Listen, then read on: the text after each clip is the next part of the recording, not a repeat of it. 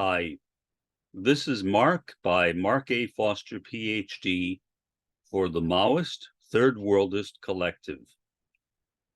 I wanted to make this video to offer a special word of thanks and gratitude to Dr. Abraham Weizfeld from Montreal, Canada.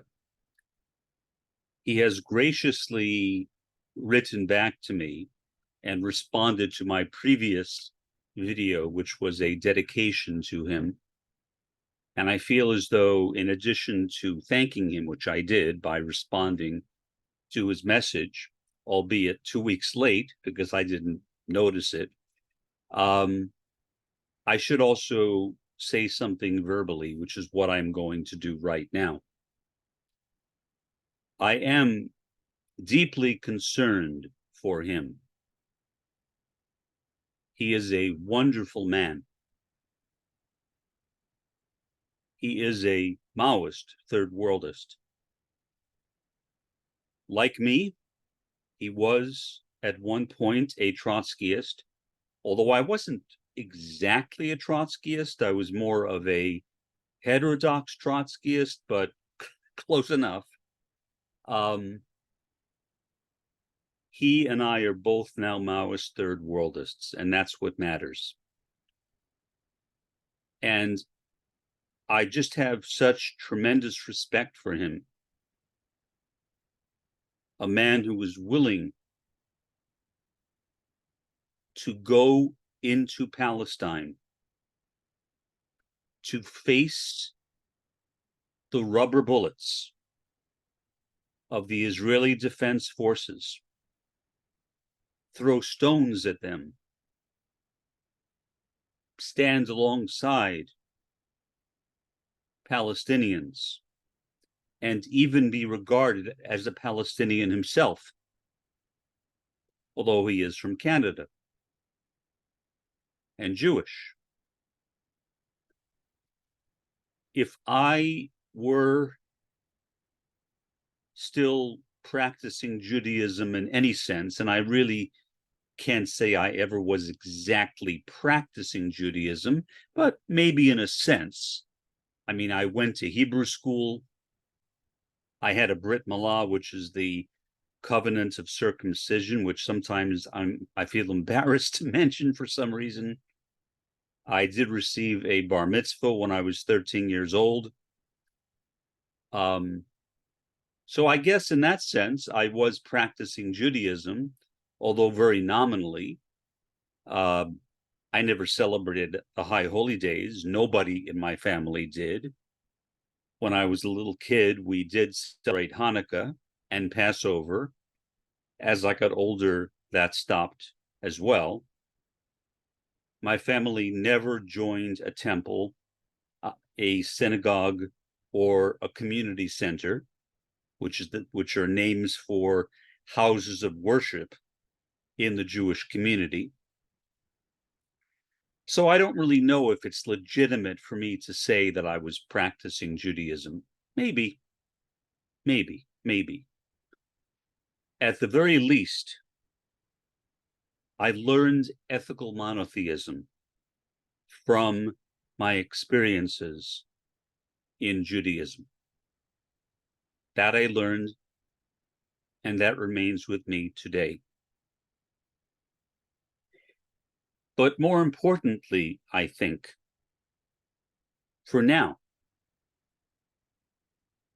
it gave me the opportunity to find some common ground with Abraham Weizfeld. That common ground being that both of us come from Jewish ancestry. He is from Canada. I am from the United States, but so what? And I treasure his existence. I am grateful that he is around.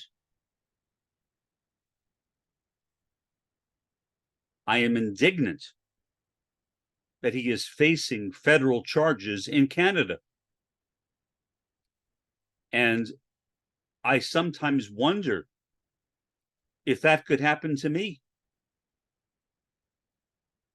I mean, I have no plans of going and writing graffiti on a sign. I am not that courageous. Abraham is a very courageous soul. I'm not. I'm not. I admit that. I do what I do. I try to help out the subaltern or the fourth world throughout the world, including right here in the first world. But above all, I have dedicated my life to supporting the third world and its conscientization, so that hopefully, when the capitalist world system is done, when it is destroyed and demolished, the third world as a veritable new race of humanity, and I use race in the old sense, meaning people, a new people of humanity, will arise and replace us fallen ones in the first world, the ones to whom Karl Marx and Friedrich Engels originally spoke, hoping initially that there would in fact be revolutions in Europe at the end of the 19th century. That is more than 100 years ago. It never happened. It never happened. Why? Well, my own feeling is that Marx overestimated the enthusiasm of people in Europe for the possibility of a communist revolution. Most people in Europe, like most people in North America, are what Marx referred to as the lumpen proletariat, meaning they are individuals without class consciousness. And being without class consciousness means that they had no desire to stage a revolution. In fact, as victims of what Antonio Gramsci called cultural hegemony, they became veritable collaborators in the continuation of the capitalist world system, in the domination of the first world over the third world, over the fourth world. So there never really was a chance for Marx's and Engels' dreams to be realized. Not because Marx and Engels were deceived, but because they were overconfident, because they placed too much faith in their fellow Europeans. What many people don't know is that Marx and Engels spent the second halves of their lives living in England. They were both fluent in English. Now, Marx and Engels continued writing mostly in German, although Engels did write from time to time in English and did cooperate in the translation of several Marxist texts from German to English. But they were still Germans, and they were proudly Germans. And they really believed that Europe would be the staging ground for a revolution. It never happened. And so now we have a hero in Abraham Weizfeld in Montreal, Canada, who is facing felony charges for writing graffiti expressing his support for the liberation of Palestine on a Zionist sign. As I said in my previous video on Abraham, I find that unimaginable. How in the world could a person face a felony for graffiti? A fine, maybe, if that was the intent of the Canadian government. A legal suit, perhaps, at the discretion of the owner of the sign, something that would not have involved the Canadian government at all. But a felony charge against him, a charge which prevents him from leaving Canada and going to Palestine. Now, I must say, although I am deeply saddened by the fact that Abraham cannot travel to Palestine, I don't know for sure, but my feeling is that that's where he would like to be, at least part of the time. But he can't, because of those pending charges, because of that pending case. Partially, however, I'm certainly not grateful for that horrible case, felony case against Abraham. But I am grateful that Abraham at least will be physically safe. I don't know what would happen to Abraham right now in the middle of the Israeli war against Hamas.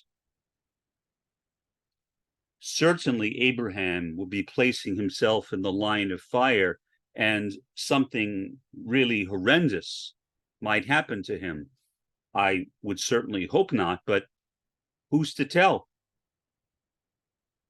The IDF has shown itself in complete lack of a moral compass,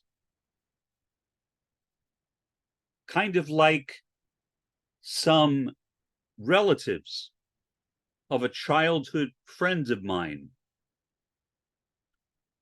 who are Zionists to such a degree that despite being American citizens, members of their family have joined up with the IDF and are now fighting Palestine. I won't say what I wish should happen to them.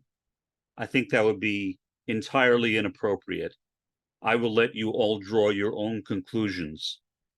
I think it would be rude. I think it would be horrendous. I think it would be abominable for me to say what I'm thinking.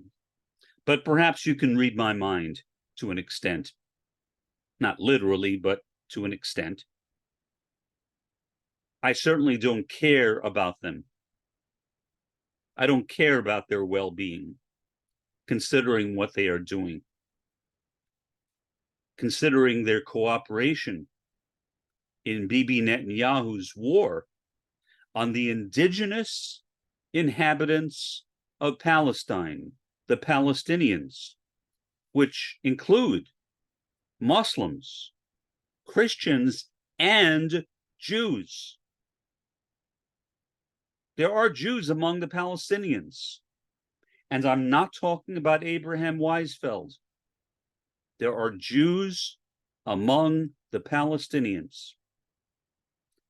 Long before an Israeli country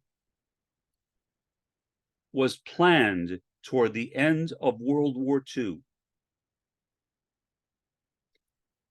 Jews were living at peace with Christians and Muslims in the lands of Palestine, from the river to the sea, from the river to the sea. And let it be that way again. In some places, even that expression is seen as a statement of hatred. when in fact, it is nothing but a statement of love. So, in conclusion, I wanted to once again express my thanks for the sacrifice of Abraham Weizfeld. I've already apologized to him for things that I said which were inappropriate, which were not caused by him. He had no responsibility for the events which took place, and I should not have made those comments toward him. I apologize to him, and it appears to me that he has accepted that. At least he has thanked me for my solidarity, which I am grateful for. This is Mark by Mark A. Foster, Ph.D. Have a pleasant day and an even better day tomorrow.